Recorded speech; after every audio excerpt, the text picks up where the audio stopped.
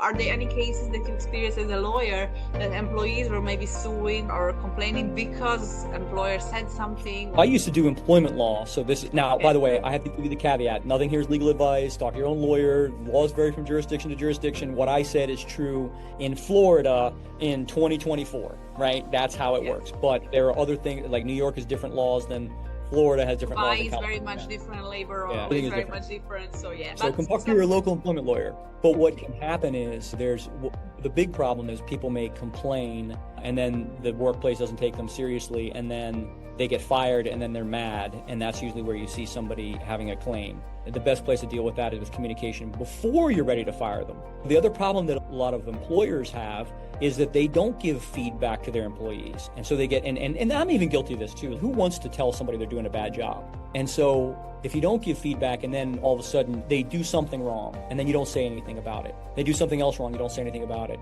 They do something else wrong, you don't say anything about it. Because you think, oh, they'll just get better. They'll realize they're wrong. They don't realize they're wrong. And then by the 7th time they've done it, you blow up and say, you're fired, get out. And they say, what? Why? I thought we had a great thing. Yeah, but you messed up these 6 things. But you never told me that I messed up those 6 things. They think when they're messing up, that's okay because you didn't say anything about it. And so you as an employer, you've got to be very accountable to yourself, to hold them accountable to themselves. And if somebody does something that upsets you, address it immediately. Not being mean, just saying, hey, listen, when you did this, I don't agree with that. Don't do that. That's it, all I have to say. But we don't want to be that way because we want to be nice. And then it blows us up, and later on, we get blown up in our face. That's very helpful. Thank you. And I want to ask you, who was the first person that you hired? So you started in the garage. Let's go back to that story. Your first office. Who was the first employee? Are you one of those entrepreneurs who struggle to delegate? I am. That's very hard. My personality is like a dominant personality. I know what I want. I do it. I'm an action taker. But I'm learning over the years that I have to delegate and let other people do things for me and bring other experts. So are you the same? Maybe you're not, maybe you're a different type of personality. And was it hard for you to delegate? Who is the first person you actually hired? Or maybe what do you recommend for entrepreneurs to hire? Who would be the first person to hire? So that's a long journey. This is a 20-year story because I started this business in 2012, but I had started several businesses before this. So let me touch on those. My very first law firm, which was my first business, it was just me, and I had kind of contractors, right? I had worked in what they call a virtual suite where I had my office in my garage and I could go use a conference room and had a secretary that I could use part-time. And I really couldn't delegate anything to them because they just collected mail and transferred phone calls. And I paid a flat fee for that every month. My first employee wasn't an employee, it was a partner. I brought in a partner to that law firm and we got an office space and then we got a secretary. And I also at the same time, around that time, had started a car dealership with a partner, and I started a property management company with a partner. And the property management company and the car dealership, I gave documentation, I was more the money guy, and it just didn't go well. I didn't lose money, but I didn't make any money on those companies. The law firm grew, we hired a legal secretary, and I did struggle with delegation. I struggled with delegation until I realized what my time was actually worth. And then now and I recognize that other people can do it better than me. So there's 3 or 4 lessons wrapped up in this, but I'll just tell you as an entrepreneur, you're going to start off as just going to be, you hire your first person and you're going to delegate, but then you're going to micromanage. That's because you don't think they can do it better than you. I realized about 8 years ago that when I hire somebody in my business, I better hire people in my business who are better than me at the function I'm hiring them for.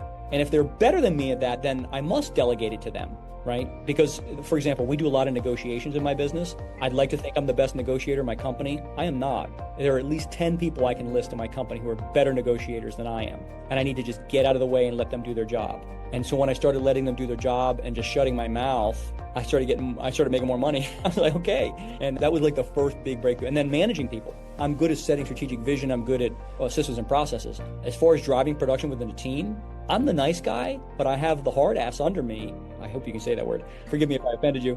Under me who really can crack the whip if need be and drive production to the numbers, right? And a very different personality from me. And they're better at that. So I let them do that. And if I need a result, I don't say, you push on this person. I say, get me a better result. And they go out and do it because they're better at that than I am.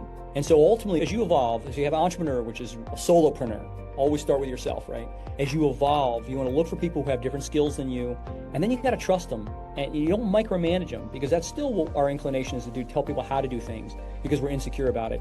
Once you realize that somebody can be better than you at a job, because if they're not better than you at a job, they're not worth it. You're paying them money to be better at their job. So you got to force yourself to delegate. And it's a tough transition, but once you realize there are people better than you at it, then it becomes much easier. I delegate everything now. The work I do is conversation, enhancing leadership, looking at metrics, saying we're lagging in this area, figure it out. If I have something that gets stuck for more than a month, I'll go into with that team and I'll say, have you considered this? Have you considered this? Have you considered this? Have you considered this? But I'm not telling anybody what to do. I'm asking them questions because they know the job better than me now. I have 200 employees. They're all better than me in something. So.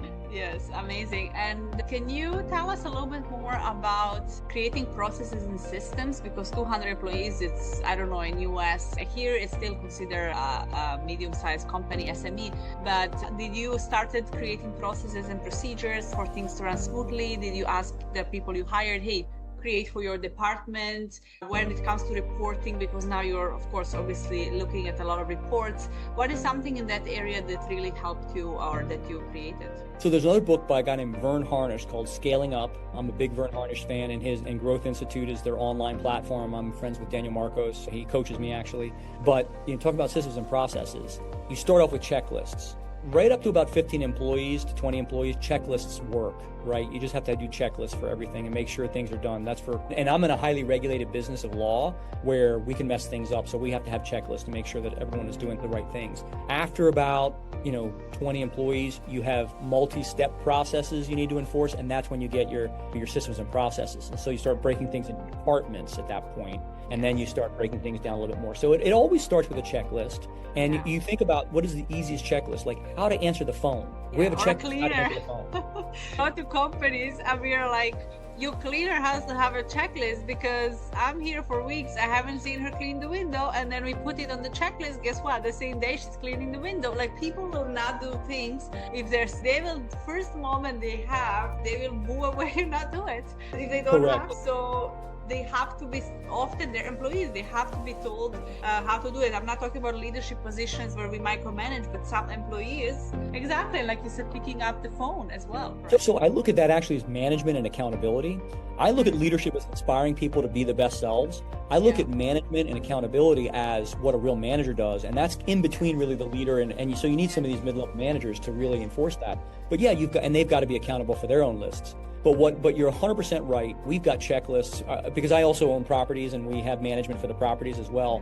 And I remember I bought a property and there was no maintenance logs. I was like, you guys got to have maintenance logs. Like, how do I know if the property's good or not? And so grow organically. Don't try and do everything on the first day, and maybe do one checklist a day. Start doing that. And then when you hire the person, you've got a stack of checklists. This is how you answer the phone. Good morning. Thank you for calling the Word Law Group. How may I be assistance to you? Right? Like, I know that's thank you for allowing me to serve you, or thank you for allowing me to be of service to you. But, we have quotes that you must read these things.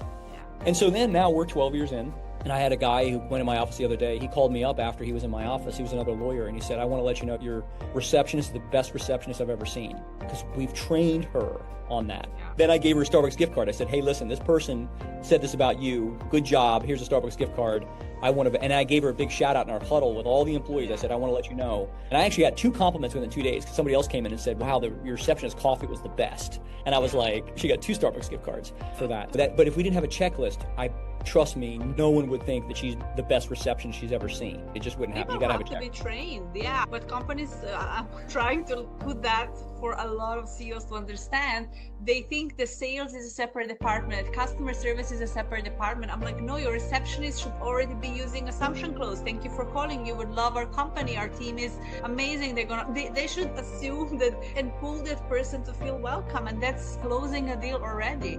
And if they're not gonna, you can put a recording on your loop. Why not have, like, my wife is our chief officer and she's amazing at marketing. She has a script that she puts on hold. If they're on hold, we don't like anybody on hold more than 30 seconds. But if they are, they're still hearing the loop of, we did this for our clients, and this is our client's number one. If you have a problem, here's the email address you email to. Customer service is our number one value, over and over again. So anytime they're hearing on hold, they had it. So you can be closing people on the phone with the hold music. Instead of having music, you have something about your company, amazing achievements. Yeah, building credibility and showing the results you brought to people. If you want to work with someone who's already been through there, give me a call, follow me on Instagram. We have plenty of content that will help you grow your business, and we look forward to seeing you at the top.